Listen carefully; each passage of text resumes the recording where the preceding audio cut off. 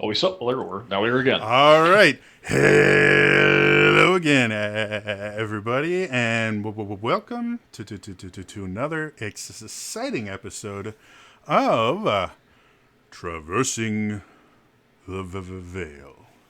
Yes, this is one of my custom D&D campaigns, and the people you see below me are the people that are crazy enough to put their characters' lives in my hands, of which they will regret very soon.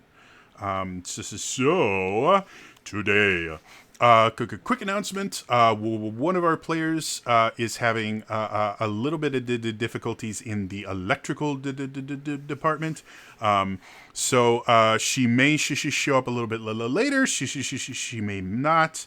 Um, uh, so yeah.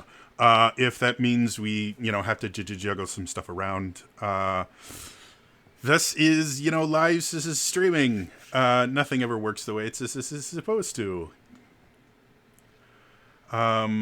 Beyond that, just a quick reminder, if you are tuning in live, we do have redemptions specifically created for this game. We can do everything from send potions of healing, cast certain spells on the cast, even save them from death. And you do all that using channel points, which you get just for watching me stream. So come on down, hang out. We'll watch the stream and all the fun stuff that we do here, and become a part of the campaign. Maybe create an NPC with me, create a boss encounter, which may or may not have already happened, and they may be meeting the first chat created boss tonight. Maybe not. Who knows? No one can really predict these things in live. I consider this a little live the theater. I Yeah. may be having a chat with Jody about another show later on. Otherwise, before we get going, does anyone have any big announcements or anything? Cool. Everyone is just super excited.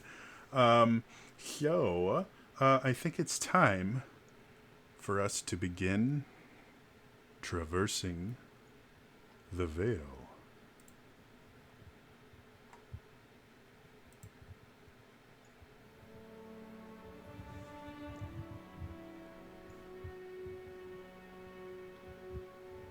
In the tempest of sovereignty, trade, political power, everything is controlled by the few people lucky enough to have a ship and a crew to pilot it. Our story focuses on one such ship.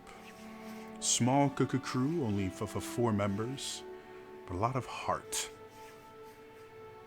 They may each have their own reason for being on that ship, but as soon as they joined, they became part of the crew, part of a group, meant to work together, support each other, and help each other to achieve the goals they needed.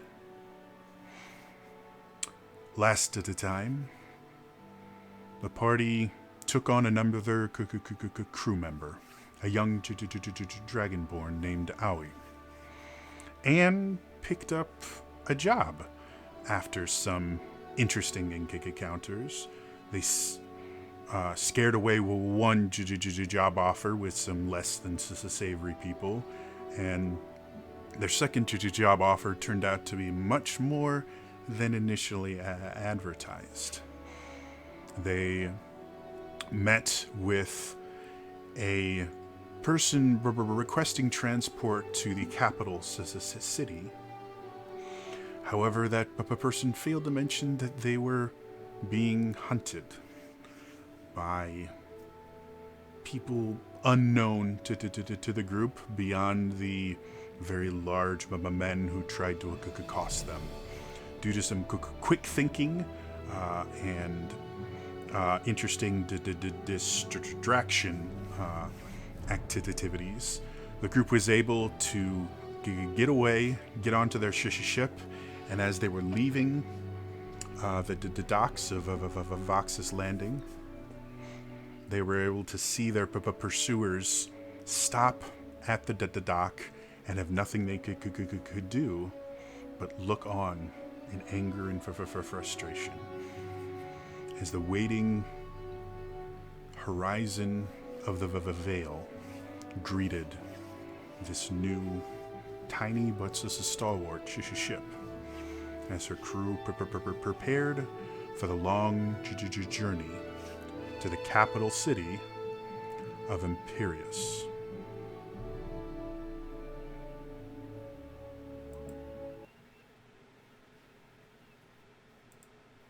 So, it's been a few hours since you left Vox's Landing. Aoi is up in the crow's nest, keeping watch just in case they were able to scramble a ship fast enough to catch you. But due to the other jobs the crew has had, and perhaps some previous experience of certain members of the crew, you guys have learned how to make rapid escapes and how to make it more difficult for you to be found in the vast ocean of air that is the elemental plane of air. Since it'd been a few hours, you were now all starting to relax a little bit. You were unable to fully restock at Vox's Landing, so supplies are going to be a little bit tight, especially since you're carrying 4 extra passengers. But Imperius is only a few weeks journey direct from Vox's Landing. You should have just about enough for food and water to get there. And if you do start running low, there's always Exelos on the way there to stop for supplies, or other smaller trade ships you may come across. So no one's worrying just yet. However, you still have 4 passengers that you don't know a ton about. So. Oh, and I just realized I totally have the wrong names on the overlay. So let me really quick switch them the things around. Yeah.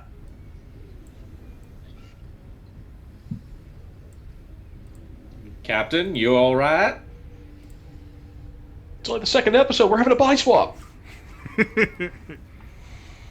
So Reggie, you are obviously at the helm right now. And for the most part, you see just about nothing but open sky. Being in the Fading Isles, one thing you do have to worry about is the reason it has its name. This area is called the Fading Isles. Is islands will disappear beneath the veil, and new ones will appear seemingly at random. So going through this area always runs the risk of running aground on a brand new island, or running into an island and causing your own ship to start sinking beneath the veil. So. Okay. Well, the first thing I'm going to do is do a perception check to see if I can try to catch sight of anything rising and falling in, like, our immediate surroundings. Go for it. And how long would we have been underway at this point? So you said a couple hours? A few hours. Okay, so one, we would have had a short rest, right? Yes, definitely. Okay, and also during that time, Smegwick would have gone. He would have grumbled after, given the 2 finger to the, saying goodbye to our party, and Immediately went to his room, grumbled a little bit, said, "I'll be back in about an hour." Goes down, comes back out, and after burning some ingredients almost immediately, Smegwick is once again rejoined by Spitwit. Ah, there's the little rapscallion. And I rolled a 16 on perception. Okay. So as you're going, you see Smegwick come out on the deck, which is not an uncommon thing. As you guys are traveling between docks and jobs, most of the crew will spend as much time below decks and in their cabins as they will on the deck, doing various cleaning, sometimes just hanging out and just looking at the vastness that is the sky before them. So you see Smegwick come up, and you can see Spitwick sitting on his shoulder. Is that where Spitwick? Spitwit. Spitwit. Sorry. Spitwit with a T at the end. Spitwit will periodically. He's just as keen to be on my shoulder, but he can periodically. He'll flitter about the ship as well. Okay. He's a good rat catcher. I don't know what vermin is in the elemental plane of air. They still have rats. Like Tressum rats? What the hell?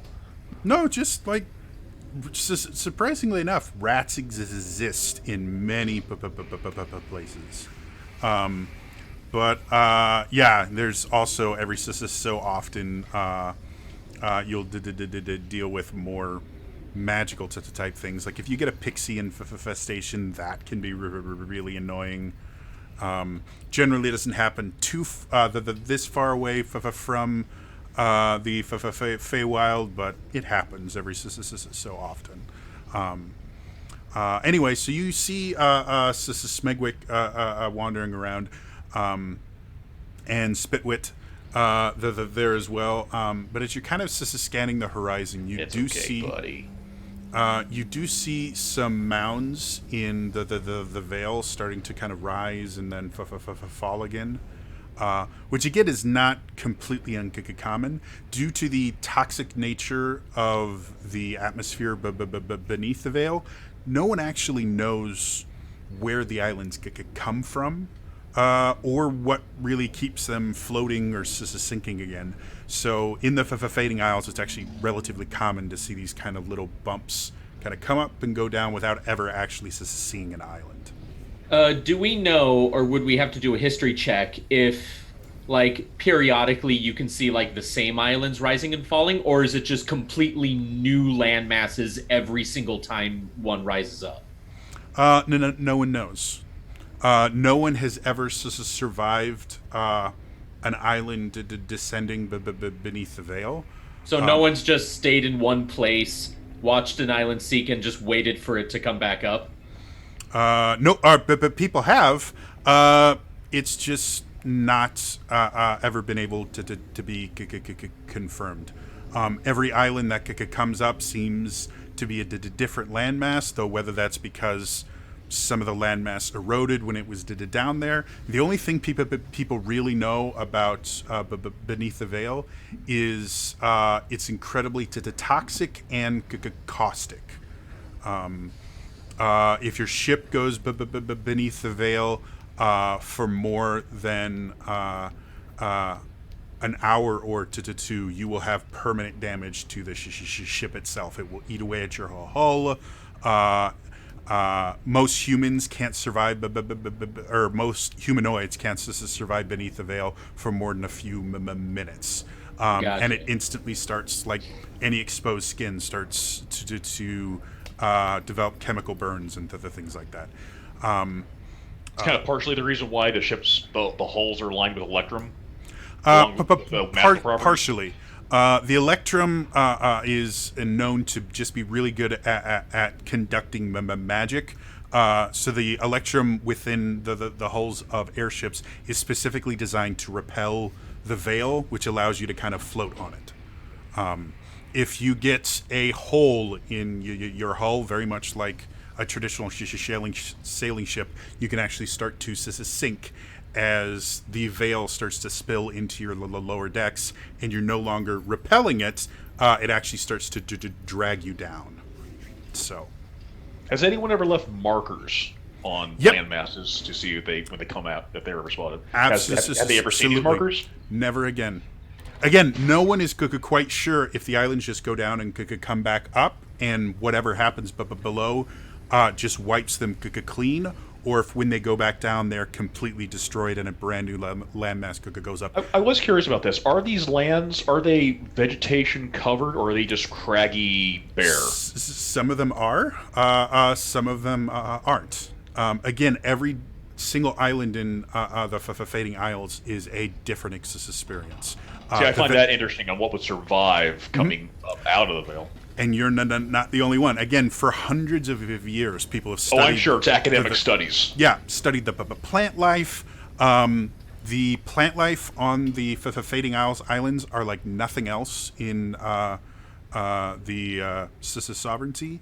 And they still don't understand how it survives long enough to grow to the levels you see, because they've taken it below and it reacts just like all other organic matter where it starts to dissolve. So again, this whole area doesn't make sense, and people just kind of accept it because whenever a new island comes up, there's lots of electrum, there's lots of gold and silver and iron and other really valuable minerals. So they kind of just accept, oh, this doesn't make sense and disobeys all rules of logic that we know, but shiny. So I imagine that's why Vox is working at Vox's Landings. So it's like it's so beneficial for funds. It's like guys who work on oil rigs. Like you make a lot of money, but it's very dangerous. Yep, absolutely, exactly. The right thing. It's one of the reasons Vox's Landing is so wealthy and why it's controlled by the 6 barons that do. This is basically the economic center of the sovereign core. The taxes that the sovereignty gets from everything that goes there literally pays for the core to live their extravagant lifestyle. So this pays is where for Smegwick military, was pays for everything. So this is where Smegwick was earning his living, but he knew your luck only lasts so long.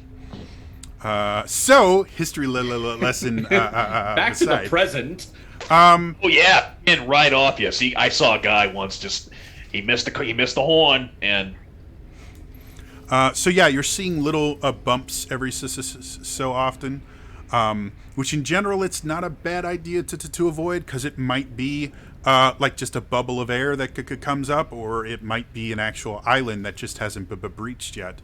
Yeah, every time I see what I think might be a landmass rising in a certain direction, I just make a small adjustment away from it while still generally heading in the same heading. Okay. As far as the rest of you, are there other things that you guys want to be doing? Do you want to speak to new passengers, get a little more info? What would you like to be doing as a part of this journey? I would imagine once we get settled, because once we get the ship under, I imagine once we get settled, maybe I'm just Smeg was kind of like just keeping an eye, and he's like, since we don't have a whole hell of a lot, and we left like very suddenly, and he's not the one in charge, but he's when the captain's ready, he's just going to be keeping busy work and like, oh, how are you?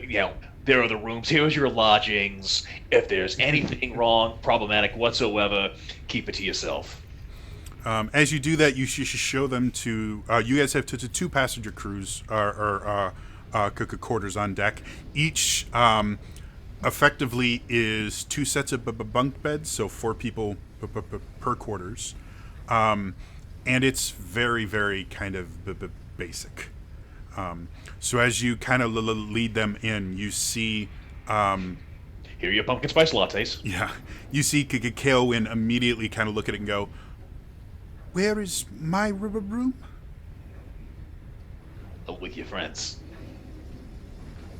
And it just kind of dawns on him exactly how he's traveling. Oh.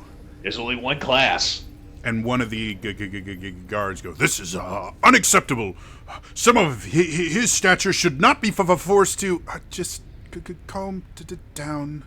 Feel free to get off at any time. No one's keeping you. You can see one of the guards, like you can see a little vein on his forehead. But they all kind of get in and still there. There is a not that kind of crew, locker. but I imagine as a joke we have a plank and it says complaint department. Sure. Yes, we can have one of those. So they kind of get in. They put their few things they were carrying with them into the single foot locker in this bunk. And Kelwin to turn. So, what time is dinner served? Whenever you feel like going into your rucksack. Huh. We do take turns cooking. It's... Whose turn is it? Do we have like a galley on this ship, or is it just rations? Okay. You do have a full galley. It's got an oven, some prep work area, so you can have hot meals. Food storage is a bit of an issue, so if you're not regularly restocking, you tend to have a little bit more non-perishable stuff, salt pork. Beans. A lot of canned beans. Probably not so much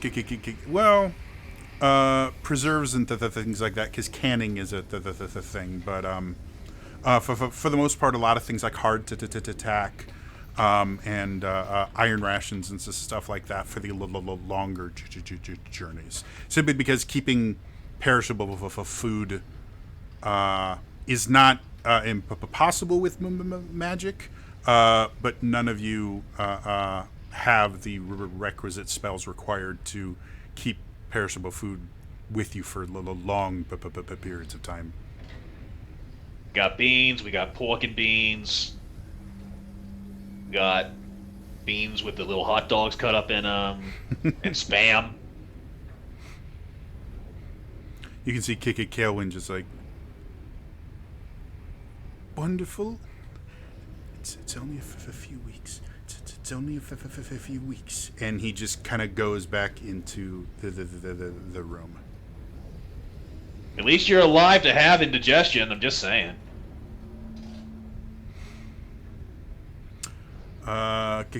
Karen, obviously you have your own quarters, and you actually have technically a private dining room in them as well, as much as a table with nicer place settings is a private dining room. Okay. I'll have overheard this conversation. I'm just kind of keeping my eye on everything, and I'll offer, if you'd like to dine in my private dining room. It's not much. We're not fancy ship or crew, but it's what I can offer. And you see him immediately. Oh, that would be lovely. Yes, that would be perfect. Someone of my stature obviously would expect that, but I didn't want to intrude since you are already doing so much for us. But yes. What time should I prepare? What time is it right now? Isn't it late already? It's shortly after noon. You guys got a start on your day really early, but because you had just docked and all these other things. So, you're looking at maybe 2-ish in the afternoon.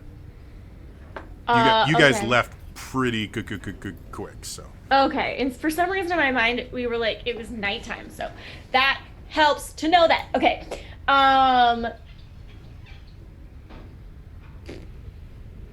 We don't generally have a set dining time. What time makes you most comfortable? Oh, I don't want to impose or anything like that, but probably 6:30 sharp for the starters, with The first course coming by 7:15, and then second course promptly at 7:22, not to 23, mind you, to 22, which gives the perfect amount of time to get through the first course and enjoy it without starting to feel hungry and expectant for the next one. Followed by the third course at 7:37. Smegwick runs back up. Like, I was gonna say, hey, him! Hey, I was eating in the back. Look. It's like a giant Costco-sized can. Spaghetti and meatballs. I found it in the back. Dust. When I refer to I like to think he actually says dust as he blows it. Dust. When I refer to canning, seasoning. I'm specifically referring to putting things in jars to preserve them.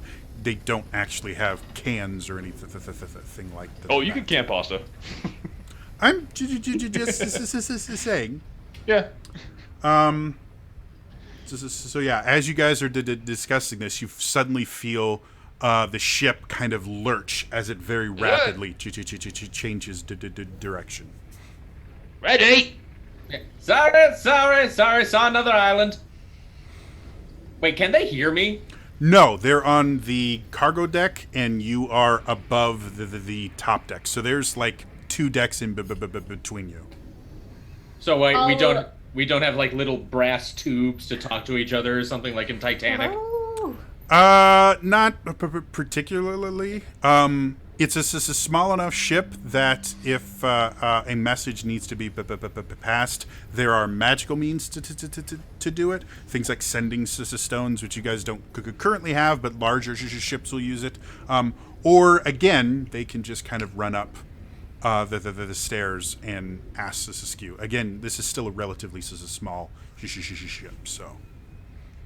I'll go check on that, and then I'm gonna give Smegwick a look that's like, deal with them. I'm not dealing with this. As you come up on the deck, you see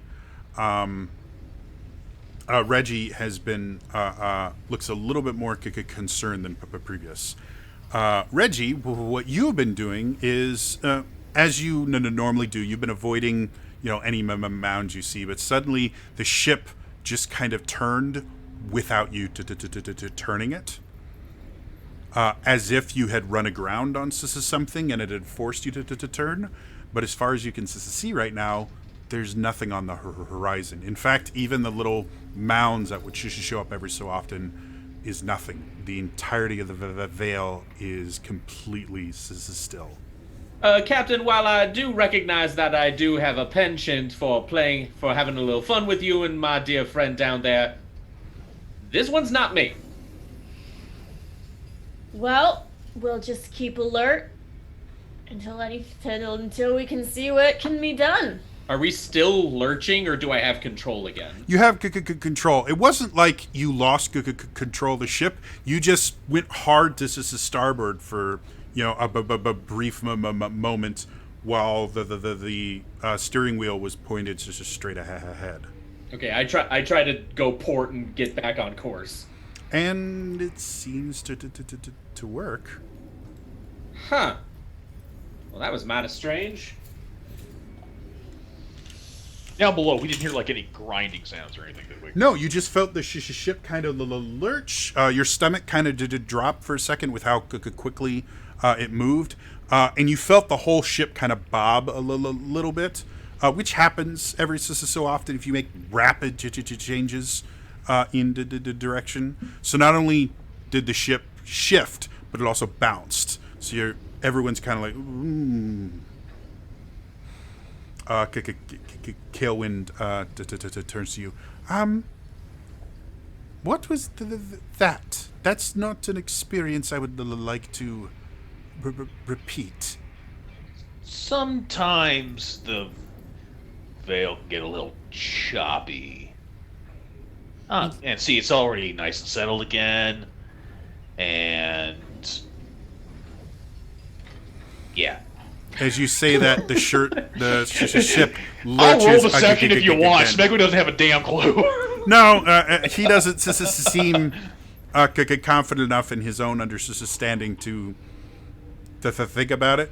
However, as soon as you finish that sentence, the ship lurches again. This time to ports, and even harder than previous. And this time, you do hear a very loud kind of groan of the wood planks doing something. Okay, Captain, you are watching me as I steer this thing. This is not me at all. Stay here. Stay down below.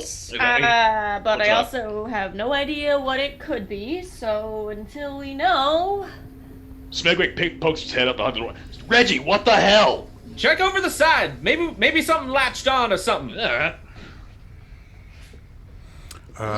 Make me a perception check. I will also check since I'm up here. You guys I can can't both. do that. I have to stay here and hold on to the helm. And I can't. That's fine. Look, benefit of having a familiar. He can give me the help action, right?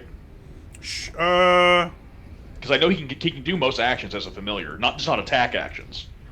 Theoretically, there's help actions. Yes. In this particular instance, in general, if you're going to say, well, my familiar helps me to do something, you have to explain how the familiar is making it easier for you or something.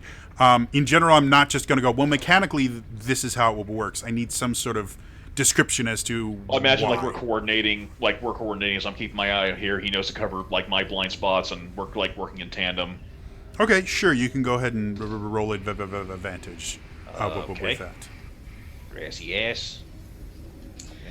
I got an 11, so...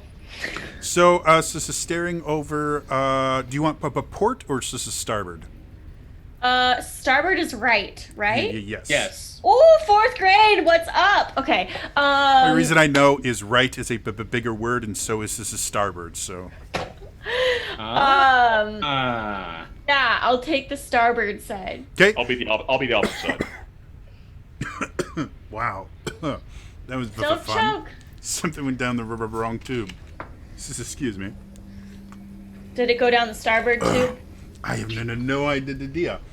All right, so as you go and you rush over, you look over, and it's the veil. It just looks like clouds, very thick clouds, thick enough that it almost looks like you could just go down and like scoop them up like whipped cream. But clouds. What about on port side? Dirty 20. Dirty 20. Gotcha. You, on the other hand, as you look down, you see kind of a rippling in the veil. And it starts out relatively small, like maybe this is the size of like a longboat or something like that. That can't be good. But as it continues to go and continues to move away from the ship, something over here. It gets larger and larger and larger. Smegwick, do you see something over there? Yeah, a lot of something over on this side. Is it coming up out? Is it coming up out? Is it? I would imagine you're going to want to go the opposite direction to the side I'm on. Right? Turning right. Right. As you guys feel, is it like coming up out of the veil? All you see is ripples on the veil itself that started off relatively small and then just got bigger and bigger and bigger. Changing lanes, lanes. There's something, and it ain't land because it's moving. Go faster, please. That actually kind of begs the question, if we can pause this for a moment. Is this ship purely like an airship that operates on wind power, or remind us, are there like jets on this thing or propellers? How does this thing go? This particular ship, because it is a relatively inexpensive one, is a sailing ship. It runs entirely on wind power. You have, you actually have 2 masts on this ship, and a full complement of sails for a 2-mast ship. Now, you do have some aspects of the ship more or less automated to the point where you have pulley systems and the things like that to set up so that one or to two people can raise and lowers the sails without too much difficulty and the things like that. I would imagine being a small crew, we have something like that. Yeah. And the ship was actually run by just two people for a couple months, so... So it's pretty easy to manage, especially if you have more than two people now. Yeah. Okay. But there's no accelerator. Like, you get faster by letting out more sail. You slow down by bringing in some sails. So, I know Owie's on default, right? Because we don't want to... Yes. Generally, if you have to skip a session for whatever reason, your character's still there. They're just very quiet for a little while. So a lot of these. Yeah. You're doing great, guys. She's just like yelling encouraging words. Well, anyway, what I'm trying to do is I'm not just trying to turn like starboard. Like, I want this thing not just on our side. I want it to try and be behind us. I mean, we can try to figure out our course later. Right now, this thing is the more immediate possible danger. So I'm like, this is one of the rare moments where Reggie, usually the cocky doesn't let anything get to him kind of guy. This is one of the few moments where he actually does look a little worried because he has no idea what's going on. So effectively, you're trying to turn into the wind to pick up speed. Sure. Cool. Well, why don't you make me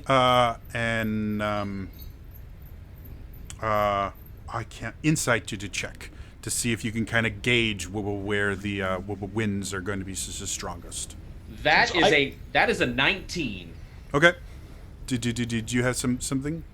I was gonna say, since I got a beat on the thing, I'm gonna I'll try and just move along, but like how the ship's turning and everything, but Smegwick will just keep moving along the ship. Okay. Trying to maintain oh, don't you dare come back around. Okay. So with a 19, you kind of let experience to take over, and you kind of just let go of the wheel a little bit as you guide it, and let the rudder just kind of find itself into the wind, and you to turn it off to where whatever was causing this ripple is now your rear port side, and you've picked up a fair amount of speed at this point. So Smegwick, as you're kind of following it, you watch as the ripples get smaller and smaller and smaller, and the veil is just still again. Talk to me, Sparky. What do you see? I see a very short-lived life. You call me a Sparky again. It seemed to go down. And I don't see it no more. That's not exactly a good thing. But with all my time I've spent on the Vale and sailing, know of any tall tales or myths or stories about a kind of sea creature? Sure. I'll let you choose religion or history. Paused out. Oh no! Oh no, Freezy Frozy! Can you guys still hear me? Hello? The Oh, there you are. Hi. I didn't say anything. Internet. Can you guys hear me now? Yes. You're coming in great. Yeah, I'm not sure if the stream is still up though. The stream is not. Okay. I'm going to give it just a few seconds to reconnect. We are still recording, so worst case scenario, if we need to keep going, it will be on the YouTube video. Yeah. And I'm checking other streams just to make sure, they seem to. It doesn't seem to be Twitch.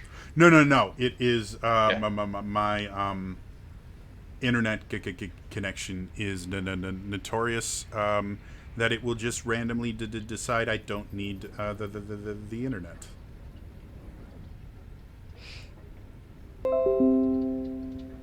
All right, it looks like we are back on. Sorry, folks. My internet just randomly likes to take a coffee break, so back to where we were. You turned into the wind. You picked up a little bit of speed. You're not on a direct course to where you wanted to go before, but you're moving away from whatever it was. Karen, you asked if you could roll something to see if you know of any myths about, sea monsters or veil monsters. You can choose either history or religion. Just tell me which one you pick to use. And it's not gonna matter because that roll was shady. May I roll Arcana? Because I'm thinking the same thing. Like, that was a big bastard, and I don't know what it was, but it was big. Again, it would be either religion or history. So that's I do have history. A 4 for me. I will give you an advantage since you have a significant history of being on the veil. This die is going away. It's a 7. 7. Bye. To the jail. Away with you. Even with advantage. 10. Cool. We don't know much. Between the two of you, you're not aware, like, sailors in general are a superstitious bunch. There's always stories about, sure, things that live beneath the veil. They're mostly like bedtime stories or campfire stories. As far as anything specific that you know someone or you know of someone, not really. You guys haven't heard of anything like this before. As you're both trying to figure out what it was, we're both thinking really hard. Yeah, you're both like, Have I heard? I'd like the deck saves from everybody. 19. Okay. 22. All right, Karen. 4. Really need to find a new die. I did just switch it. I'll switch it again. Don't worry, I have the same luck with rolls. So as you guys are sitting there and you're kind of chit-chatting, going, what is this? Well, maybe it's not that. Suddenly, your entire ship starts to tilt. To the port side, which is right where Smegwick is. So you just kind of grab onto the whale as you look like you're about to face plant into the veil itself. And the ship stops when you're about 3 or 4 feet away from the veil, and the ship itself is almost at a 90-degree angle. Smemwick and Reggie, you guys are able to hold on. Reggie, you're frantically turning the wheel, trying to keep the ship upright. Karen is not quite as lucky. You lose your footing and go careening to the other side of the deck, where you impact the side rail and take 9 points of bludgeoning damage as you just smack into the side whale. You feel the wind gets knocked out of you, and you guys hear this unbelievably loud and low moan. The ship, now at an insane angle, eventually kind of rocks its way back to being upright. Smegwick, my dear friend, I will pay you 2 gold if you can tell me right now that was your stomach. Yes, my stomach is capable of lifting the entire ship. Are you kidding me right now? Either of you got magic for this? On my best day, Eldritch Blast wouldn't cover this. I'm gonna go check on our passengers. Oh no. As you, yeah, I bet Kael'wyn's head doing great with this right now. As you attempt to go down below deck, one of the guards rushes up, says, "Are we under attack?" And he's got his sword and shield drawn, ready for a fight. Friend, it would be our luckiest day if that helped us right now. And I kind of is there still a mound of like veil up in like a wake? You haven't looked. Do you want to go look? Well, the angle was like, yeah, like where you were looking. Whatever hit you was on the opposite side of the ship. No, so. I mean, I would look at the direction where we were. Sure. Go ahead and roll me a perception check. Yeah, I'm coordinating with Spitwit again because I'm like, oh my god, what was that? Perception. 17.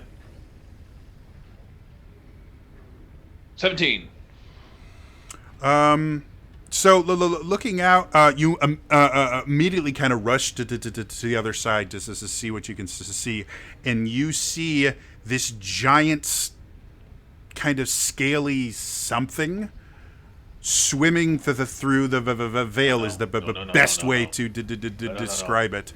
But the ripples from whatever is beneath the veil show it to be significantly larger. Like what you can see is probably about half the size of the ship, but whatever is beneath it is making waves that are a good 2 to 3 times larger than the ship.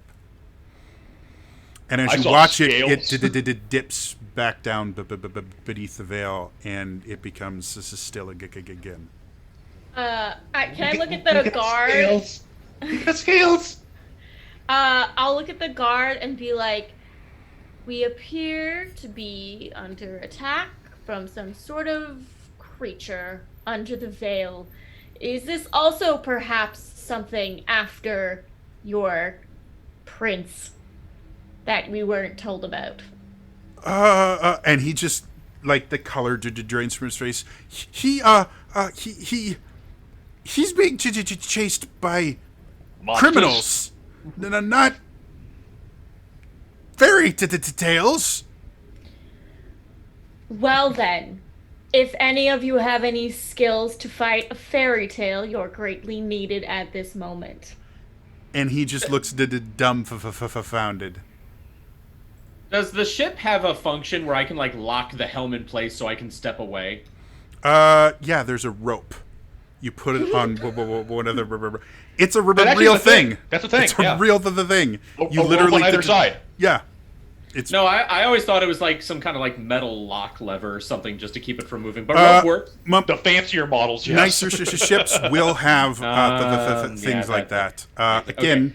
You guys are in the budget model. Volkswagen. Okay, so my curiosity getting the better of me, I tie the autopilot rope around the helm so that we just keep going straight. And I run the autopilot rope, and I run over next to Smegwick, and I'm just like looking over the side.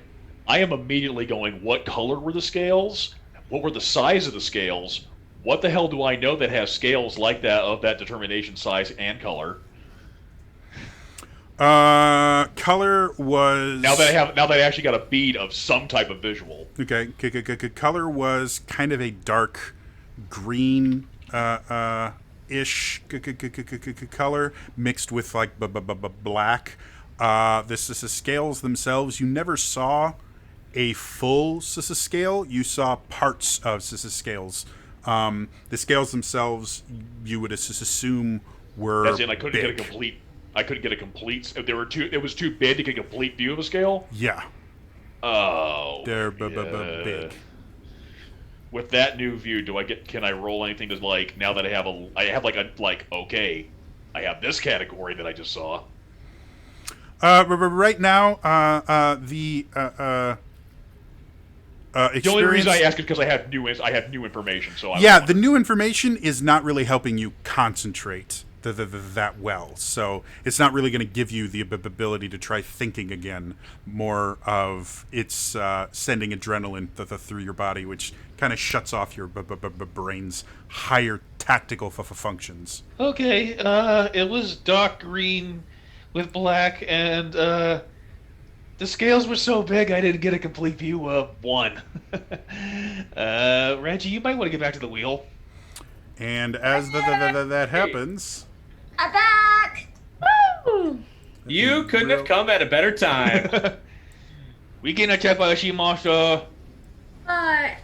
Okay, from Smegwick's information, I just go like, good idea.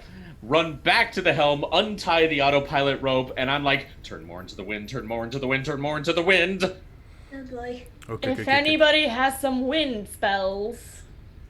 I do not. I have spells that do the opposite of speed up. They hold people. Sure. I have 4 javelins. So, well, that'll take care of everything. That's not even a toothpick to what I just saw. I realize, but without magic, I'm not sure what I can do.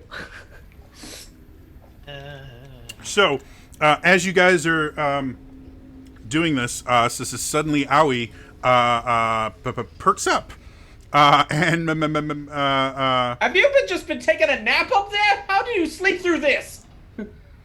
Was I sleeping? You were up in the crow's nest, and effectively, I don't know how much you've been able to watch this stream, but effectively something. Not at all. Okay, cool. Effectively, something from beneath the veil has been hitting the ship. Something very, very large, larger than the ship, to the point where the entire ship kind of pitched down and almost capsized. So you, being on the crow's nest, just got really close to the veil and brought back up.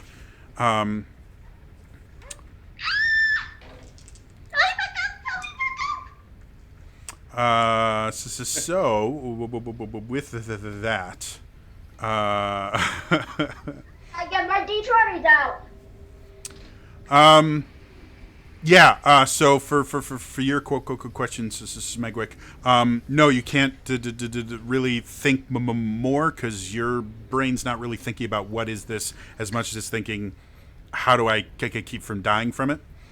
The rest of you, this thing has basically descended beneath the veil again. What do you all want to do? Panic? Panic is a valid option. I am doing my best to just keep both hands at like 10 and 2 and just keeping in the wind. Okay, good. I'll go below deck to check on what. I'm sorry, I guess I never wrote down what is is he a prince or just a noble? What's his name? He's the son of a magistrate named Kaelwyn. Kaelwyn. Yes, right? His name is Kaelwyn. He's the son of a magistrate that Arthur is on. Basically, he's the kid of a Supreme Court justice to give you something to relate it to. The head guy. Got it. Yes, and Arthur is the head guard. So then I'm assuming Arthur's who ran out. I'll follow him back down. Okay. As you get below deck, you notice on the cargo deck, the lowest deck, there is a very kind of thin layer of veil seeping into the ship itself. It's half an inch at best, but it wasn't there, 20 minutes ago when you were here before. Do we have any sort of like emergency patching kit or like yes, you would. Or... You would have. Depending on the size, you have Smegwick. Just shove them in there. Yes. No, I mean mending. I know what I said. I thought, I'll give you ideas. You just shove them. You would have small repair kits and things like puncture repair kits, effectively. You would just need to find wherever the leak is happening. If I call up, because I'm only one level down, can I call up for Smegwig's help? Yeah, or you can just run to the stairs and go up a little bit and go, Smegwig, now. Yeah, so, Smegwig, repairs, now! And then I'll keep going, because I think it's pretty obvious he'll see what needs to be done. Yeah, sure. So as he's running down, Owie, you're still up in the crow's nest. Obviously, from up there, you have a much better view than anyone else. But you're also very exposed. So my question to you is, do you want to stay in the crow's nest? Do you want to try and climb back down to the main deck? You're about 25 to 30 feet above the deck. For context, I think this is very important. At one point, our ship, this is the crow's nest. Yeah. And then it was this. Oh God, I'm gonna climb back down. Hopefully, I won't have to use Featherfall. Okay, go ahead and make me. I'll let you choose Strength Athletics or Dexterity Acrobatics. I'm better with acrobatics, so okay. Here we go. 18. 18. All right, so you, noticing this is not the greatest place to be, you start to descend the rigging, just as you feel the ship lurch again, though this time it looks to be due to Reggie's piloting instead of something hitting the ship. And you kind of grip onto the rigging for a second until you kind of realize it might be easier to just kind of go with the momentum, and you basically slide your way down to the deck and kind of roll to get yourself back up. As you do that, Reggie, you're reacting to, you see this mound start getting larger and larger, and suddenly something breaches the veil itself, and you see this massive, scaly-looking head start rising up out of it, and you see one giant eye just open and kind of blink as this massive creature kind of breaches right in front of the ship and heads back down beneath the veil. Nope. Friend or foe. Wrap the rope around the wheel again. Just dash down just to the doorway, just so I can scream down, "Big, scaly, big eye, giant mouth, jumped over us." Run back to the helm. Down below deck, Smegwick and Spitwit looked at each other and like, and it's like just keep like I'm preparing. I sent Spitwit to like look for any other holes, buddy, and it's like. And I'm like doing my, I'm like, okay. 3D printing a new spot. But doesn't one of you have a friendship spell? Make that thing our friend. Doesn't apply to monsters. As you come down, again, you do see this. No, it actually does work on monsters. No, It does? Friends, for the duration, you have advantage on all charisma checks directed at one creature of your God. choice. But, sure. However, the catch is it cannot be already hostile towards you. And this thing probably is. It thinks we're a snack. Yeah. It might not. It might just be like we're in its way. It might not be hostile. Yeah. It's not much better. Always the optimist today. Yeah. So Smegwick, as you could come down, you see, just like what Karen saw, there's a very thin layer of veil on the floor of the cargo deck.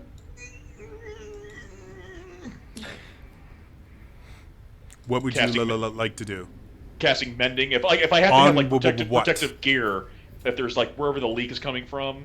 If I have to put gloves on first or whatever, but like the veil itself is not toxic. It's the atmosphere beneath the veil. The veil sits on top, so the veil itself is just clouds. Effectively, they're magic and fused clouds, but they're clouds. Okay, so we're not at like the like if this is radiation, it's not we're not in orange yet. It's still no, like this is effectively just having a little bit of water on the bottom of the ship. I'm still gonna patch. This is like this. Okay, Is, what do you patch?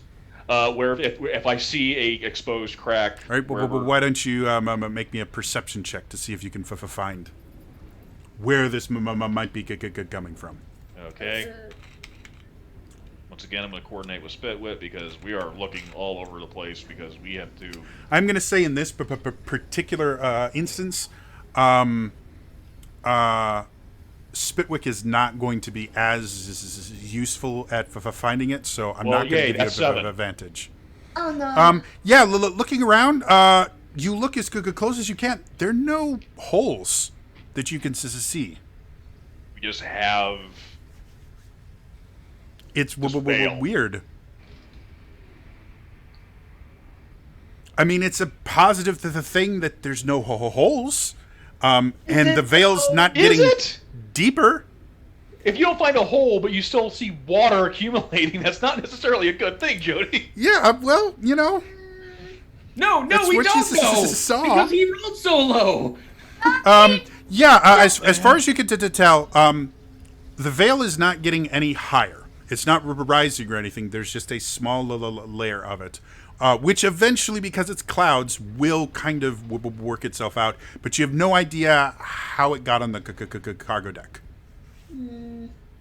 Just for future reference, I don't know if it'll matter at all. I do have investigation as a proficiency. I don't know if it'll because I know that there's specific for investigation. In this particular instance, you were just real quick, kind of looking around for the hole. If you want to go a little bit more in depth looking for it, you can investigate to try and find it. I ain't finding a hole yet. That will happen in just a second as we're all doing this. Why don't everybody go ahead and roll initiative for me? Wow, really? 10. Okay. 9. Okay, roll 20. I'm switching to physical dice. Let me get my initiative tracker up first. And then I'll get your one more bad roll and you're going back in the dice box. I'm having it ready. I'm gonna give roll 20 another chance, but I got a dice tower and a die ready to go. All right, Owie. 5. Okay, Smegwig. 9. Reggie. 10.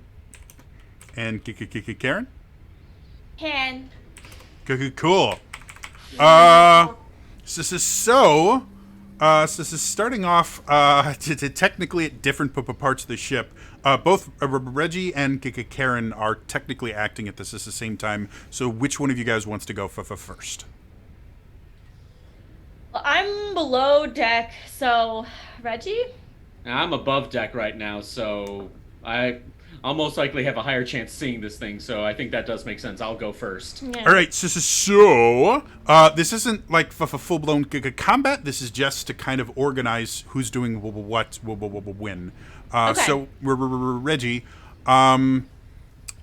you've just run down and kind of yelled your little spiel about the creature.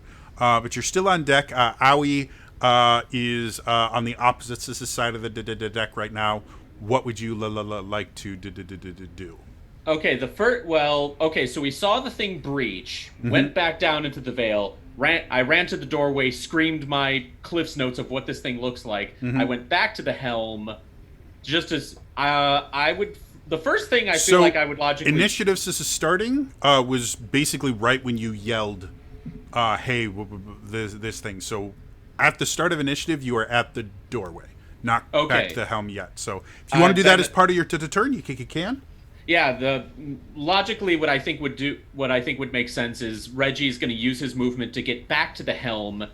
His bonus action to untie the helm so that it's back in manual.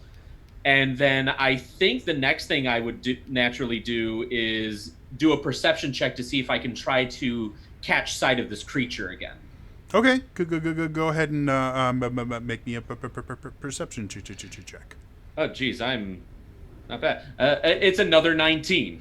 Nice. Not bad. So as soon as you get back on the helm and you start looking around, you're having a bit of a hard time seeing a lot. You've got in front of you, you've got sails in the way. You're kind of in the middle of the top part of the top deck. So really, you can really only see the port and starboard sides that are directly beside you. And from what you can see, you don't see anything. But you do notice the veil itself has become much choppier than it was previously. Again, before this all happened, it was just dead stillness. And now you're seeing kind of waves of a veil on either side. You see ripples and mounds in various places. So guys, I think this thing is circling us. Karen, being below deck, Smegwick just come down and said he doesn't see a hole. What do you want to do? Well, I shouted that. I didn't, because I'm still looking. I think you may be muted. You're right. I was muted. My bad. I was going down to check on Kale Wynn. Okay. So as you get to the passenger quarters, which is on the cargo deck, you can see you kind of burst in with Arthur, and Arthur goes, "Sir, her," and he just points at you, and Kaelin is standing there. What's going on? There's a veil on the floor, and it just doesn't seem very hygienic. And oh my God, this guy. Sir, it would seem we are under attack from some sort of veil creature none of us have ever seen or heard about. Maybe in all your studies, as you seem an intelligent man, you would know something about creatures that live in the veil. And if not, perhaps you and your guards have some sort of skills that could help us fight it and get out of this alive. I studied political science. I just turn and walk out. With that, this is Smegwick. I am investigating, looking specifically for anywhere there could possibly be a leak on this ship, because I find it very highly improbable that veil would just spontaneously appear.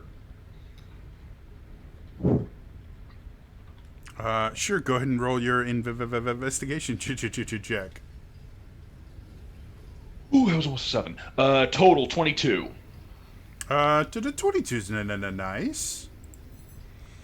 Looking around, again, you're not seeing any holes. There's no little leaks you can see. You do notice as you're going around. You do notice a small part of the ship on the starboard side that the planks don't seem to be quite as flush as you're used to seeing them be, but that's it. And as you kind of look at it, it's airtight as far as you can tell.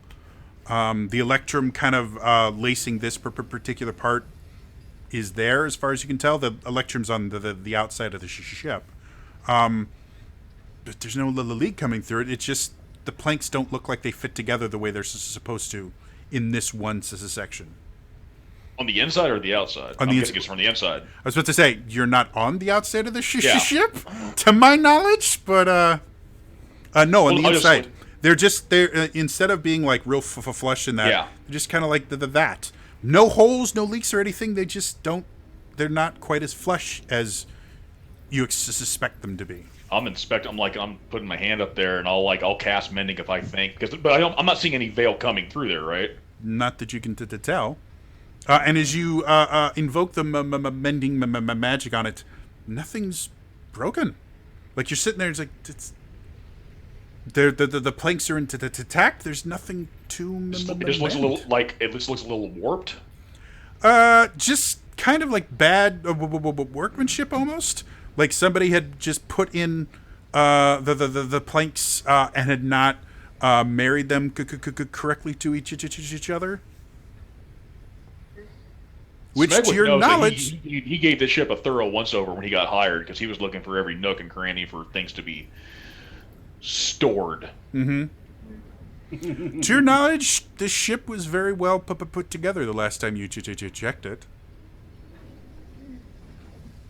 Smeg will just be like, okay, something funny's going on, and I'll use my movement to get back up. Okay. After using mending and everything, you're not able to get all the way to the top deck, but you're just below it on the mid deck. Something funny's going on here. Owie! Did I hear Smegwood say that? Yeah, his voice carries pretty well. Do you think maybe, Kaywin might have gone below deck and maybe tampered with it?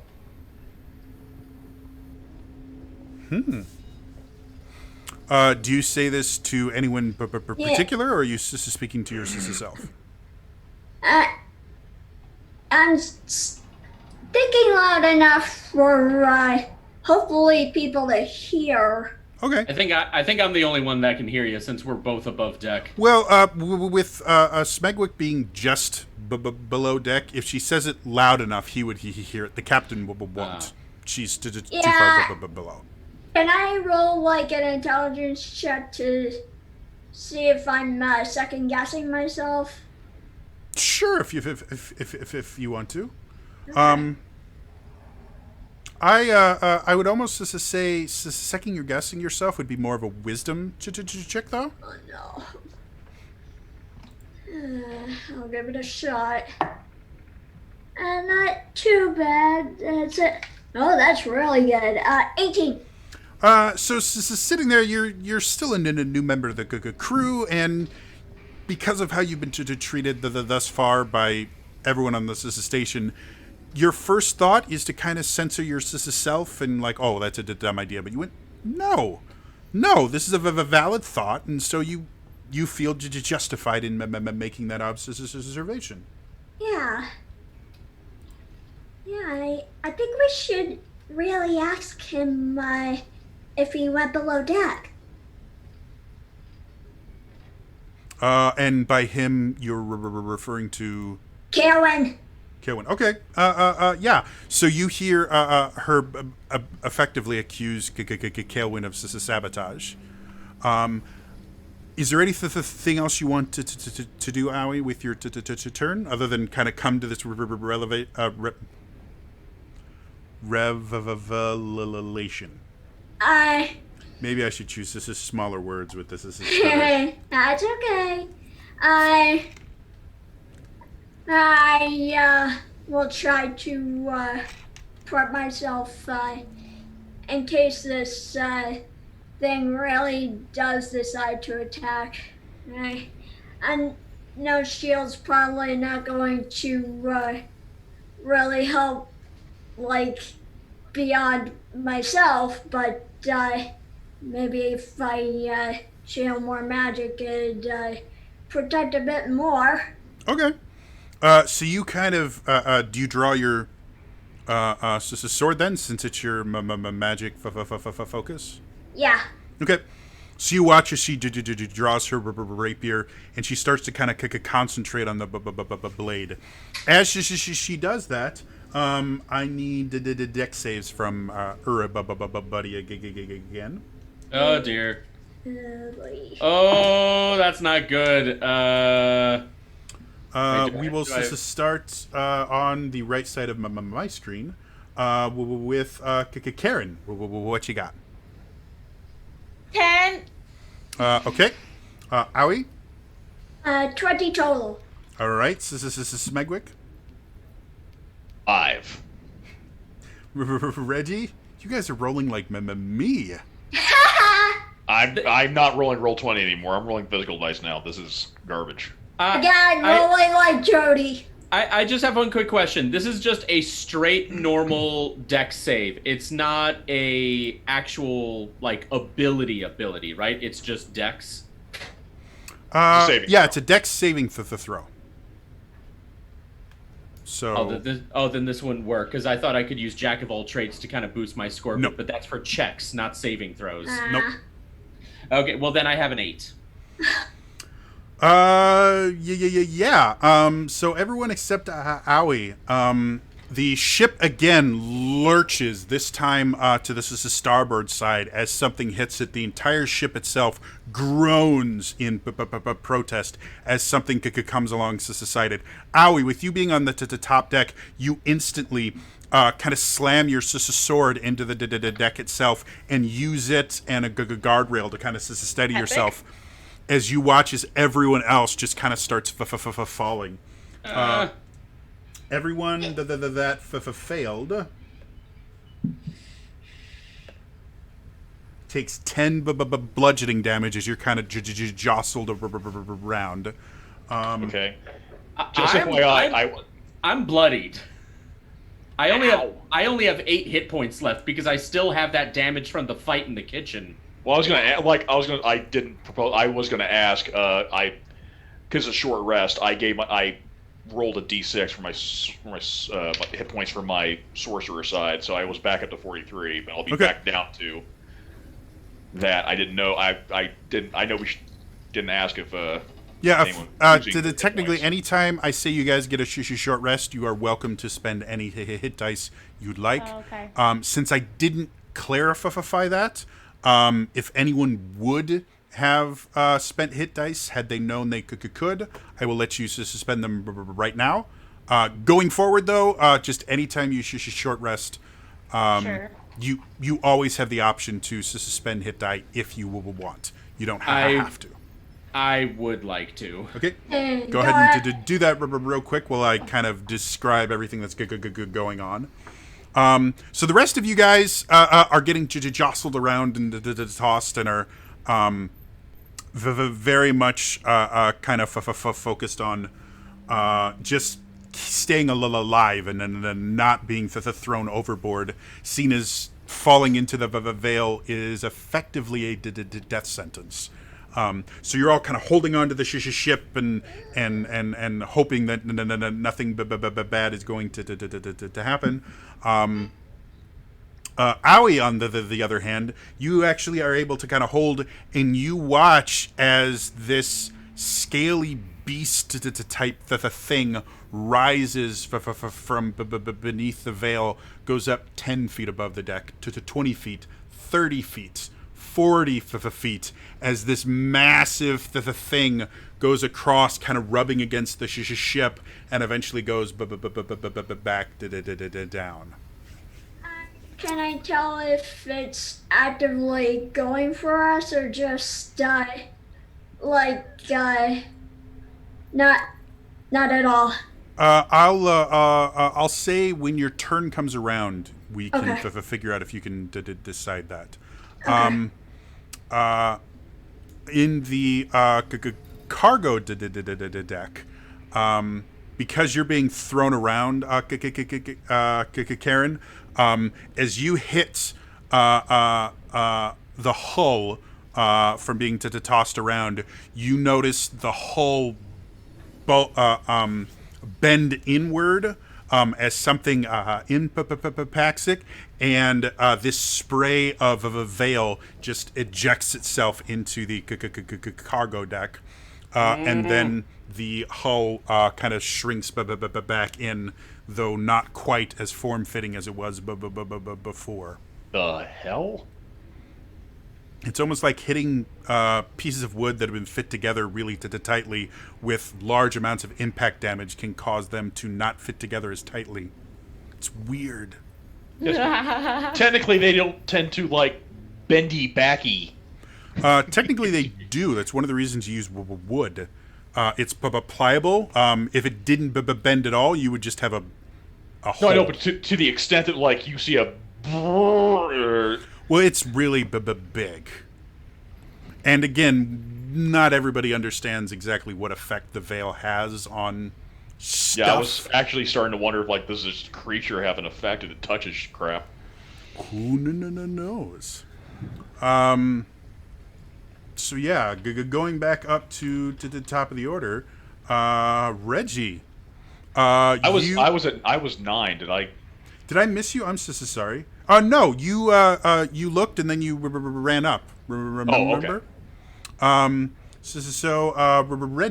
you are currently on the starboard guardrail, kind of holding your head as you feel up a little bit, and you can see a little bit of blood on your fingers from the impact. The wheel is now just spinning out of control, seeing as there's no one at the helm. Crap, get up, you see this wall of something scaly descend back below the veil.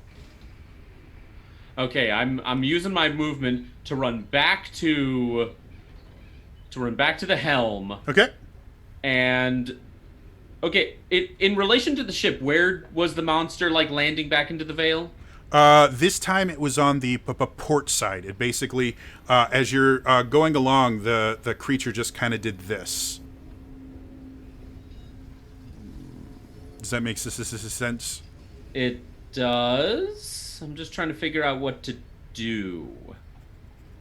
That's a good question.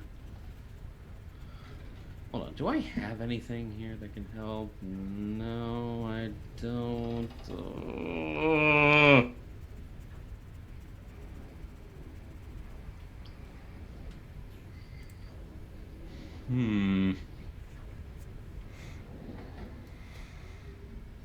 It was green.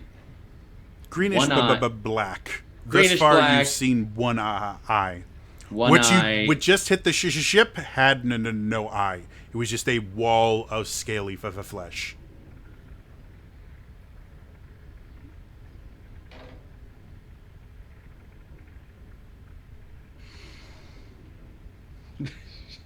I have three possible ideas, and with the situation we're in, they could all be disastrous. Well, currently, what we're doing is not working. As you're contemplating, what? You suddenly feel dampness. You kind of reach up to check to see if you're bleeding more. No, the sky has literally just opened up, and a torrential downpour has started. Oh, jeez. This is crazy. I was actually wondering about weather in this plane, if we have weather. Apparently it rains at least. We can go into the finer point of high pressure zones and things like that later. Oh, can we? As of right now, though, it is now raining. Oh boy, this couldn't get any worse. What would you like to say that? Why? Maybe it doesn't like water. Maybe it'll go away. I'm sorry. In the voice of Cell. Okay, but why though? Okay. Since it could clearly have something to do with whatever the thing is. It could be natural. Flash storms do happen. Clearly, assuming that this is a giant creature, possibly some kind of predator, running away from it, which we've been doing, possibly just furthers its thought process that we're prey. It's possible. Dumb question, and I know this was answered last session, but I, for the life of me, cannot remember. This ship doesn't have any weapons equipped to it. It's just a ship, right? Currently, there are no weapons. At the front of the ship on the bow, there is a placement that you could put a ballista, which is the kind of accepted naval warfare device. But as of right now, there are no weapons on it. We're probably going to... We need. Okay, first thing that comes to mind is we need to change this creature's opinion of us. So instead of turning away from it... That's what I was thinking. Instead of turning away from it, I'm actually going to turn the ship towards it. Okay. Well, go ahead. Let's keep moving target. I will let you choose. As of right now, the creature has descended beneath the veil. You can use perception to try and see it and steer the ship towards it whenever it breaches again, or you can use insight to kind of intuit where you think it's going to go. I will let you choose.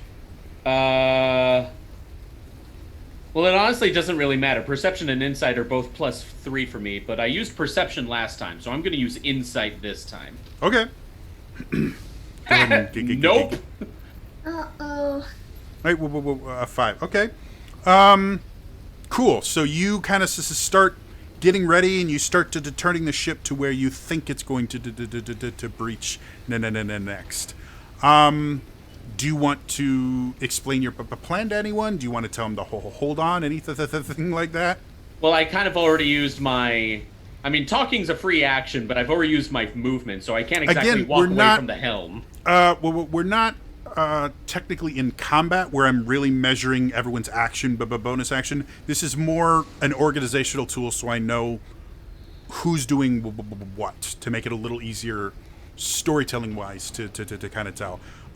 So yeah, okay, if you want to, I'm gonna say running away from the helm is not something you can do if your goal is to steer the ship.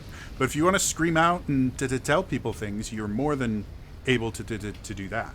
And currently we're in a raining where, and it might possibly be storming, and who knows how rough that's gonna make traveling beds. So instead, what I'm gonna do is I'm gonna yell up to our new recruits. Hey, come over here for a second. I got some instructions I need to tell you that you need to bring to everyone else. Cool. As that is happening, Karen, you are below deck. You yourself, as you're getting up, you kind of feel some slight wetness on your side, and you notice one of the bulging planks of the ship has actually broke the skin on you a little bit, and you have a little bit of blood on your side just below your ribs. Nothing horrible, but that shirt is probably going to need some extra care when washing it and then next.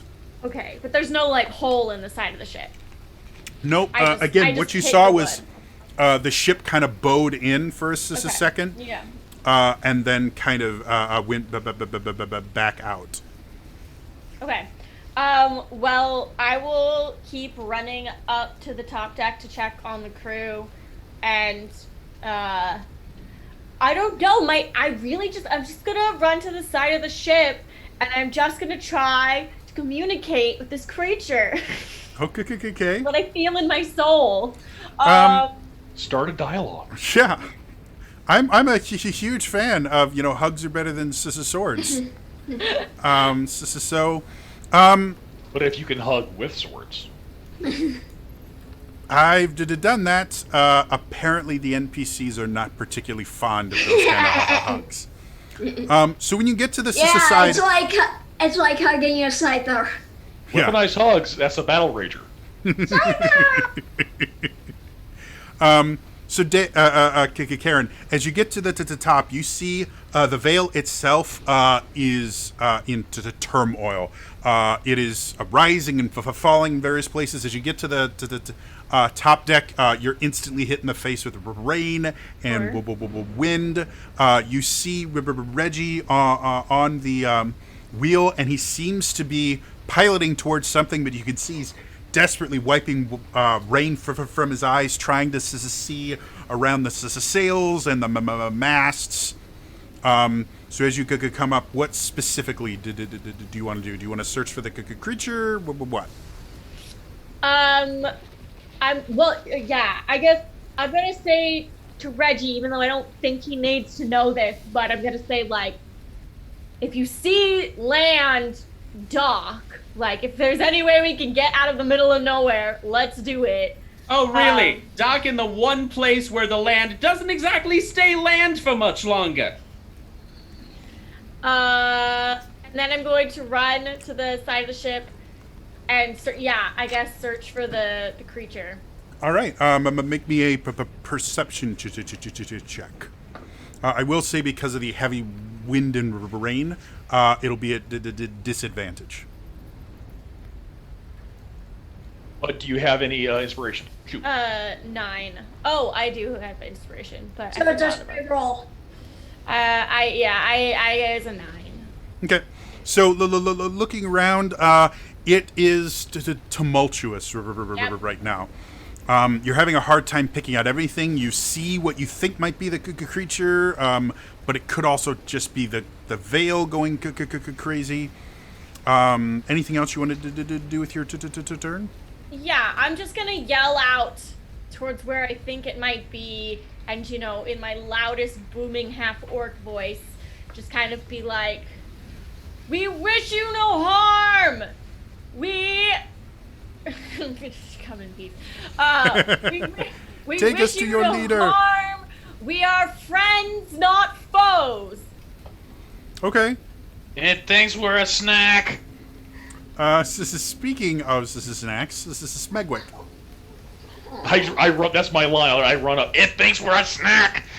I'm gonna tell. I'm actually gonna tell Spitwit, stay below deck, be on patrol for any. If there actually are any holes, I will have to go down and probably help with patching.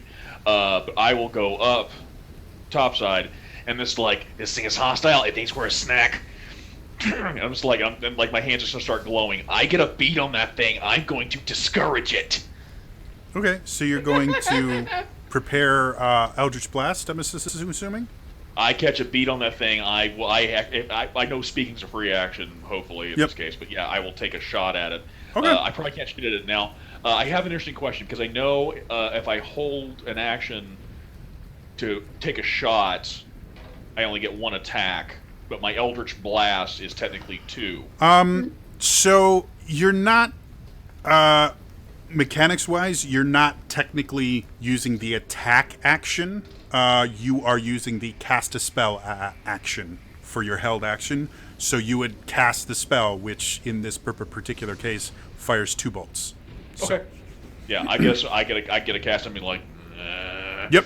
So you guys will watch as Smegwick comes up and you see his... what color are your Eldritch Blasts? Green. Green. So you see him come up and you watch as his hand starts to glow green. Do you have a focus or anything you use? I have my focus is a... Actually, I want to make sure because I've changed it over the time. It is a copper snail shell. Okay. So you see him kind of come up, and he's got this strange kind of spiral shape in one hand. It's like a little charm. Think about, And the other hand just starts glowing this kind of eerie, bright neon green as he just looks around. Yeah, if I can, I'd like to hold on to the mast in some ways in case we get rocked kind again. Of put your arms through the riggings and everything to steady yourself. Come on, yeah. come on. I'll have you roll up a perception check when it actually shows up. But Owie, you're up next. I heard Reggie calling for me, right? Yes, you did. I hear him and run towards the where he is. Okay.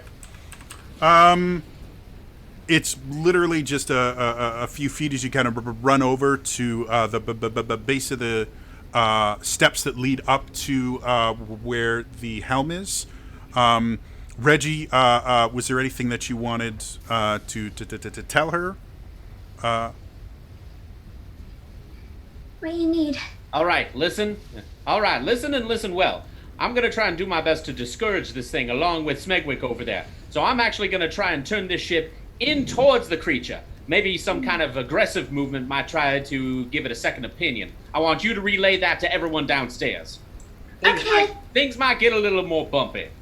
Okay. I understand that he's trying to how do I put this? I tell everyone, things might get a little bumpy. Reggie's trying to distract him with his steering. Yeah, sure.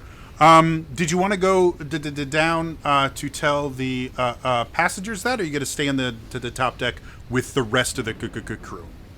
I'm gonna stay in the top deck because I'm still a little suspicious about our passengers. Okay. So you kind of let everybody know. All of you come to the kind of sobering understanding that Reggie isn't intending to ram this creature with the ship. And all of you kind of... I think if that was the case, like, I thought you were being aggressive, but, like, you're not ramming this thing, are you? No, not at all. I'm gonna make it look like I'm gonna ram into this thing. I think just the appearance of it might make this thing think otherwise about us. You're playing chicken with a veil serpent? You got any bright ideas right now? Yes, not that! I am open to suggestions! Oh my god, I am playing chicken with a serpent. So, yeah, as all this is happening and the rain is coming down and everyone is just trying to figure out what's going on, Smegwick, go ahead and make me a... I'll let you choose, actually, perception or investigation, since you are very focused on looking for this. I'm looking for this investigation. Come on. I'm saving my inspirations for when that thing pops its ugly friggin' head. Can I try to help him out? Let me try that again. The dice didn't want to go down the tower. Oh my god. Sure. With Aoi's help, I'll give you advantage, seeing as you're both trying this. So. That was a dirty 20, second roll. I'll go with the dirty 20. All right. So as your guys are sitting there and trying to figure out where to go, the ship is kind of careening and going faster and faster as the winds pick up. Reggie, you're having more and more difficulty steering as the veil itself is starting to steer the ship.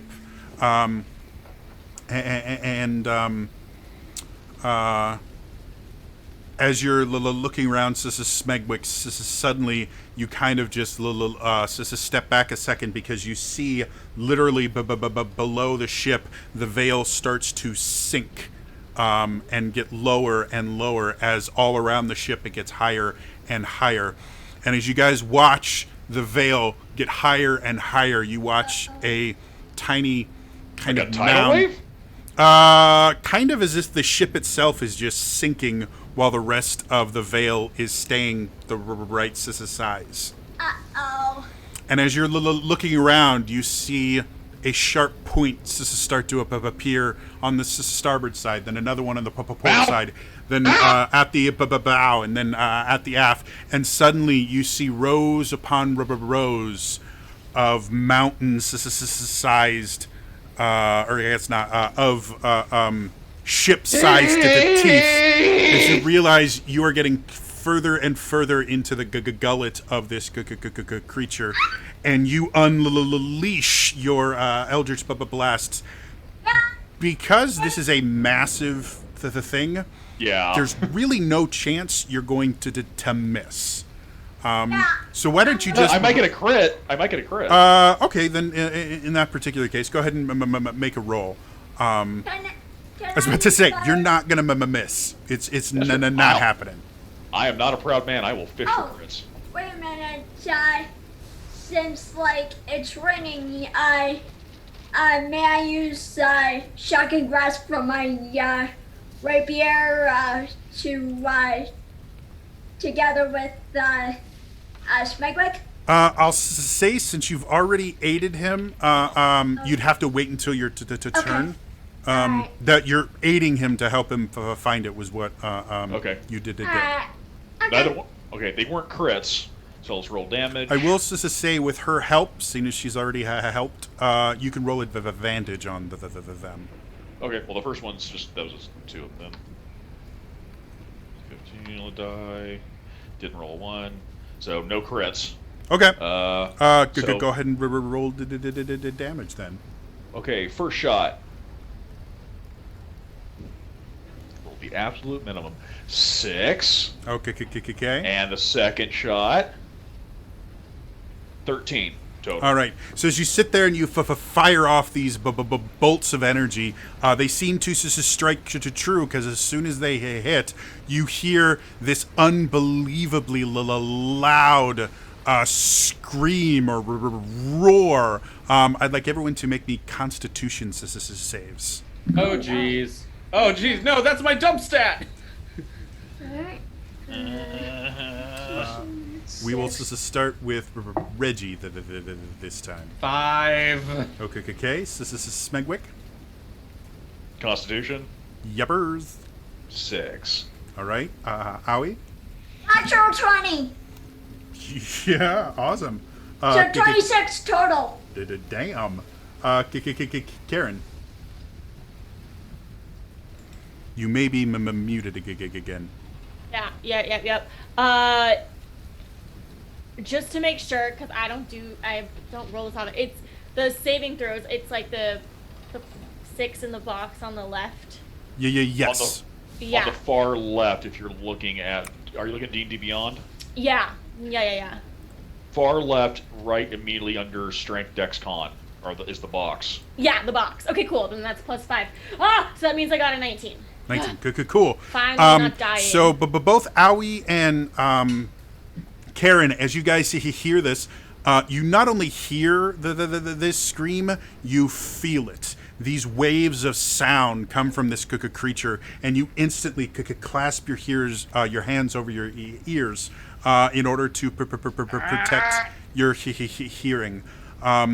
You'll feel nauseated from the experience, but you don't seem to take any damage. Great. Both Reggie and Smegwick, you guys take 15 points of the thunder damage. I'm out. Oh god. As Santa's mercy! As it happens, you are just kind of assaulted with this wave of sound. You feel it go through your entire body. You feel your head almost to the point of exploding as you pass out from the pain. Reggie, you feel similar, but you're able to hold on to, or not Reggie, Smegwick. Yeah. Sorry, I have you in like 3 different places on my monitors, so... I'm at 18. I'm at 18. So you watch as Reggie falls unconscious and the wheel begins to spin, but you also watch as the ship itself is lifted on this wave of sound, and the creature itself seems to dive back underneath, and you guys kind of plop onto the veil again. We're still in the veil. Okay. However, there's currently no one at the helm. So going back to the top of the order, Reggie, I need a death save. Do you have inspiration? No, I never gave inspiration to anyone. My violin is downstairs. No, your game inspiration. Did you ever get game inspiration? Did I? I don't believe so. Crap! Not that I can see here. I got 2. I didn't know if anyone else got any. Okay, so this is actually the very first time in any campaign that I've actually had to roll death saves. It's really... Not saying I'm a good player or anything. It's really simple. It's just a D20 roll. If you roll a 10 or higher, you make the save. 15. That's you have success. one successful death save. All right. Oh, did you want me to keep going? No. You only make one save. If you get the 3 saves, you're stable. If you get 3 failures, your character actually dies. So, and if you ever gain hit points for whatever reason, all of your saves and failures are reset to 0. So, right. So, Karen, you see that there's no one currently at the helm as Reggie is unconscious. What would you like to do? I'll take the helm. Okay. Did I ever learn how to steer the ship? Technically, to steer an airship, you need some sort of magical attunement, because that's how you're able to kind of pilot the currents of the Veil. So you can grab onto it. You're not going to be incredibly effective, but it's better than just letting the wheels spin against nothing. Okay. Well, I'll grab it. Okay. I'll grab it. No one else thought to get attuned with the steering wheel? Just me? No. I just don't have you magic. you have to have the ability to cast a spell. Oh, okay. You have to be a spellcaster of some sort, because you literally feel the arcane currents in the Veil in order to pilot it effectively. Gotcha. Are we all? So like, are all the spell like Smegwick and Owie? Are we capable of? Yeah. As soon as you there's electrum in the wheel. As soon as you come in contact with it, you can literally feel the Veil. So we're attuned. Yeah. There is no. You don't have to be attuned. It's literally just touching it connects you to the ship. Your hair kind of stands up on it Yeah. as you hold onto it. So this much product. It can be a little overwhelming for someone that's not prepared for it, but yeah, for someone that has no magical ability whatsoever, it's just holding the wheel and driving. Holding the wheel. So yeah, with that, do you want to do anything other than, do you want to just hold it in place? Do you want to try and steer the ship as well as you can? Yeah. I mean, I'll do my best. I'm the closest to the wheel. I'm assuming I was pretty steady, so I wasn't affected. Yeah, I'll do that. Sure. Does anyone have any healing potions? I do. Okay. So that's the other thing is you get over if you want to basically force feed Reggie your healing potion. You could do that as well. Oh, I'll do that. Okay. So you rush over as the wheels kind of spinning. You kind of jam your shoulder into it to kind of just stop it from spinning. Sure. And you open his mouth and you pour the healing potion in. Reggie, as you're on the ground, today go ahead and roll me 2d4 plus 2 for your healing potion. 2d4 plus 2, that is 7. Or no, Dale, since she's giving it to you. Oh. Yeah. No, so I hope I roll that well for you and your sake. Thank you. 4 plus 4, 8 plus whatever. 2, so max health. So you have 10 hit points. You are currently prone, but conscious. Okay, 10 hit points. For anyone watching, that health potion came by the benefit of chat contributing to the channel game. Yay! Thank you, chat. Thank you. You've literally saved my life. If you would like to redeem anything else, just click on that little bonus point channel little icon right down below chat. I have no problem with the players shilling chat for health. So yeah, as you kind of wake up, you kind of see what's happening. You see Karen as her shoulder's kind of getting crushed by the wheel. You instantly kind of and you grab onto the wheel again. However, Smegwick, you are up next. Okay. Well, that seemed to work really well. At least this thing seems that it doesn't seem to like it when its food fights back. May have to do the same thing again.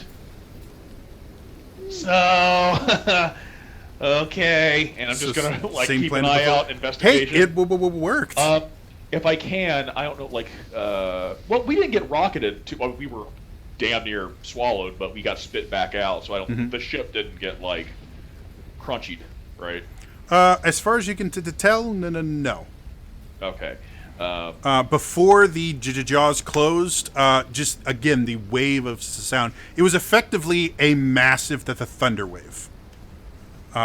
So it kind of carried the ship out. Now, as far as what damage might have happened due to the thunder wave, you're going to have to check that later. As of right now, the ship is still floating. So that's a positive. Yes. So I will be taking. I just want to make sure if I wanted to check. I can't find what the action would be if I was going to telepathically check in with the looking through Spitwith's eyes. I was trying to see what action that would be. I'll just say if you want to just kind of check in with your familiar, It says it's okay. It says as an action, so I won't do that. Okay. But so I'm just gonna keep an eye out. I'm just like I'm gonna do this again. I'm gonna blast you. I see you again. Okay.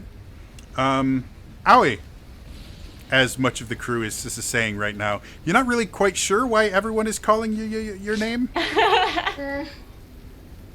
Did someone else call for me? Oh. Want to give this thing an owie? No, not the same thing. Everyone's going owie. So I had to get the pun in there. Yeah. Damn it, Jody. I will follow Smegwit's lead and get my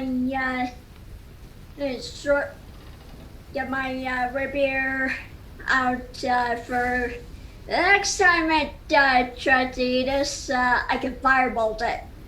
Okay, cool. So you start. You guys see the tip of her rapier start to glow bright red, as it kind of illuminates the area, and she prepares herself. As the water and the rain's hitting us, I was like, "Hey, Captain, we should definitely consider hiring cleric next time we get a chance." Sure thing. Just saying. My ears bleeding. With that, again, the veil is churning, and the ship itself is kind of getting tossed into turn. Reggie's doing his very best to kind of go through the few magical currents he can, keeping the ship afloat. And you guys watch as behind you, the veil starts getting taller into taller, and then it breaks, and you see scales, and then more, and it rises up 20 feet, 30, 40, 50, 60, 80, 100 feet. You see two massive eyes and this giant jaw full of teeth coming closer and closer. And how about both of you guys roll your attack rolls? Okay. I want to javelin one of its eyes out. Whoop, get in the box. Which you can totally do next turn, because you spent this turn keeping Reggie alive. If this Reggie. 24 on the first Eldritch Blast to hit. Okay. And 23. Again, you guys are effectively hitting a skyscraper. I will fish for crits. So unless you get a crit, assume that unless you got a nat 1. That's the other thing. I'm being fair. Okay. So go ahead and roll your damage for both of you. I did want to ask, because things were going kind of fast-paced. Could I have cast Hex as a bonus action first? You need line of sight to cast Hex, and when you were preparing the spell, you couldn't actually see it. Okay, fair enough. Well, that's what I was saying, if I didn't know if I could have done it now at the same time or not. No, when you hold your action, you can't hold a bonus action as well. Fair. Okay, so the first shot, that's 8 points of damage. Second shot, that is 9 points of damage. Right, and 4, so it matters. Owie? 11 points of fire damage. All right, so between the two of you, you launch Smegwick, you launched two Eldritch bolts at one eye. Owie, you launched a firebolt at the other one. You again hear the creature scream and let out this unearthly loud wail. When I fired interconic, I said, "Fuck off!" Lovely. As you guys hit the creature, you again hear this incredibly loud wail. It's far enough away that you don't quite feel the impact you did before, though it still kind of penetrates your bodies and makes you regret the meal that you ate earlier. But the creature itself starts diving back underneath after it, and the explosion of the wave that it leaves behind in the veil propels the ship faster than you've ever seen the ship go. Go ahead and everybody give me the dex saves. Ah, jeez. Or I'll actually let you guys to choose either dex or just a strength saves. It's the same for me anyway, and it's a good one. 16. Okay. This is Smegwick. Oh, thank you. Actual die. Okay, that is 22. All right, Owie. 15 for strength. All right, Karen. 24. All right, so you all kind of just grab on and feel the ship just lurch forward massively fast. As you guys are continuing to ride this tidal wave of a veil, Reggie, you are desperately, frantically trying to ensure that you don't hit anything that might pop up in front of you. And it seems, it almost feels like it goes on for hours, that you're just going as fast as physically possible. But in reality, it couldn't have lasted more than a few minutes. As you eventually start to slow down, the rain itself, you have outran the storm with how fast you were going. Eventually, the ship slows down. The wind actually catches in the sails again. And as you look around, you see little bits of lights start to come through the sky. The veil itself starts to calm, and once again, you are traveling on the veil. Theoretically, in one piece. We don't see any more roiling veil. From what you can see right now, the veil is still. Not quite the dead stillness before this creature appeared. You can see little bits of, waves and things like that are kind of natural. But nothing large enough to be this creature. Or even large enough to be a decently sized landmass. Scary. In real life, I just slide down. How have we never heard of this thing? No one ever heard of this thing. Perhaps someone would like to check on our dear guests down below. Oh, yes, I would. Yeah, someone else's turn. As you guys say that, you hear this kind of, and you watch as Kaelwyn comes up. His purposefully poor-looking clothes now covered in something. As he comes up, and he's like, Side. You may need someone to clean up the cargo deck. And then he slowly just kind of hobbles his way back below the deck. God, I'm gonna have to clean that up to get to my spot. I still don't trust him. By the way, just as a little thing, Reggie doesn't use his room in the ship. He actually has a little secluded corner deep in the cargo hold where he has like a hammock and his own little private stuff there. Okay. And now he feels like, God damn it, I gotta clean all that up to get to my room. I'm gonna check down below for damage. Yeah, I'll follow him. As you guys go down, there's a little bit more of a veil on the cargo deck than before, maybe an inch to an inch and a half. And Smegwick, you see the same kind of rough portion of the hull that you saw on the opposite side. So if I have a better idea what's happening, mending probably isn't going to fix that. Probably not. More likely than not, what you need is a dry dock, and basically you would have to hammer it back into place to reshape. Yeah, it's mending not doesn't do that. Something that you think is going to compromise hull integrity or anything like that. But if you leave it like this for too long, like months and months, eventually it'll wear and cause issues. So it'll be something that needs to be repaired eventually. Since I was not there for the initial owie theory, as I went down, I'm going to whisper to make sure we keep our voices low. What are you thinking, kid? I'm thinking our passengers might have something to do with this. Attracting that? How do you figure that we attracted that? Yeah. They'd have to carry something in order for that to happen. And these guys didn't come up with anything other than size than like rucksacks, and some of them didn't even have that, right, Jody?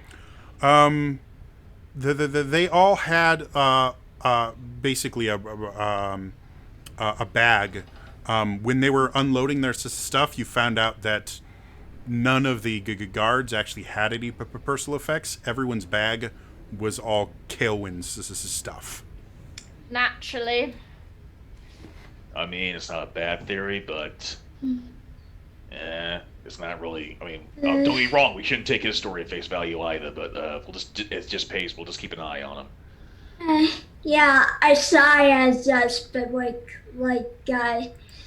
That's Smegwick. Spitwick's the dragon. Yeah, Spitwick guy.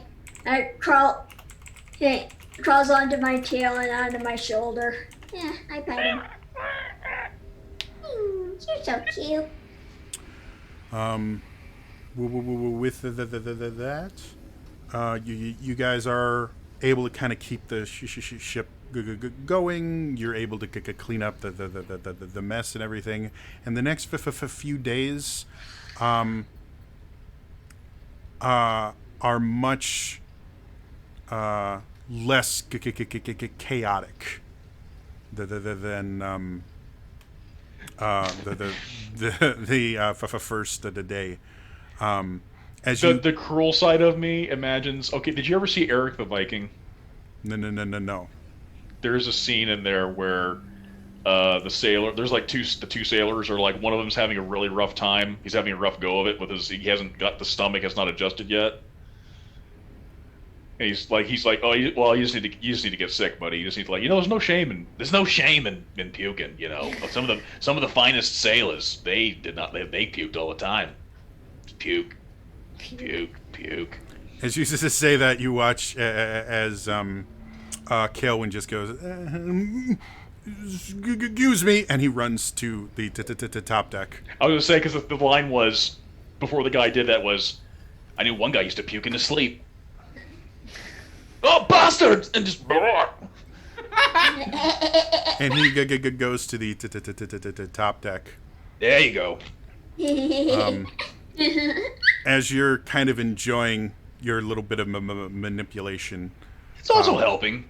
Yeah, you suddenly hear from the top deck. Were you expecting visitors? I don't.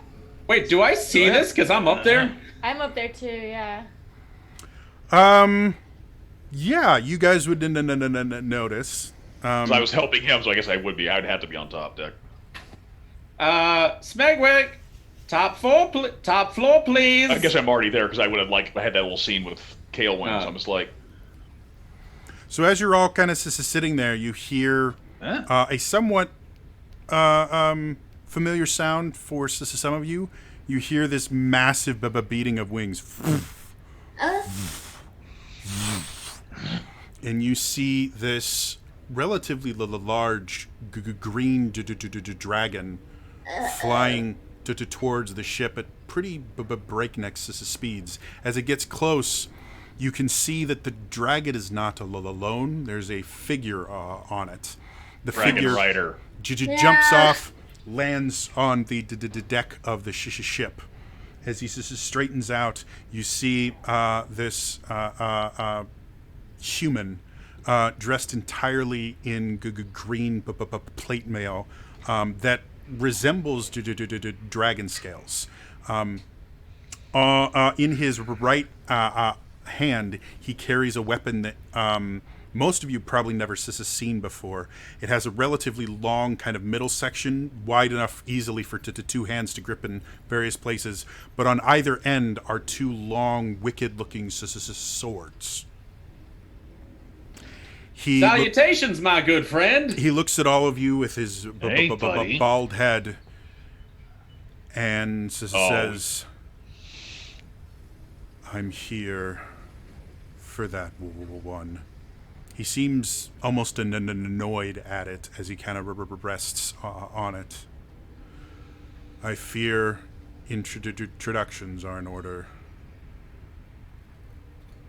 I am Elias, Dragon Knight." No! The door swings both ways, Elias. "And I'm here to relieve you of your prisoner." And that is where we will end for this week. So, thank you to everybody that tuned in. As always, if you missed any of the show, even that little part where we were down for a second, you can always catch up on my YouTube channel. It's youtube.com/TrainerJody. I upload the video over the weekend, so check it out there.